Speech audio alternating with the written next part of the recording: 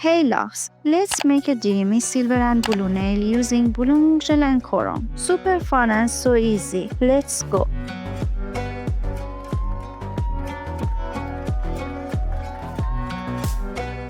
First, apply milky top coat on just one side of the blue nail, but don't cure it yet.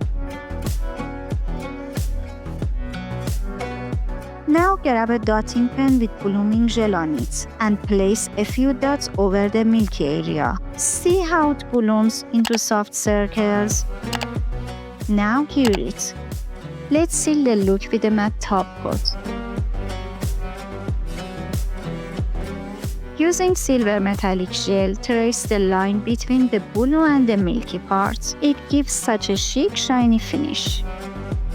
Now draw a few simple black leaves on the blue side. Keep it soft and elegant.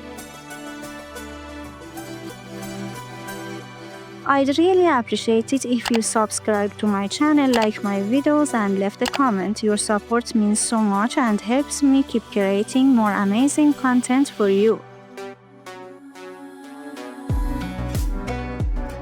Once the leaves are cured but still tacky, rub in some silver chrome powder.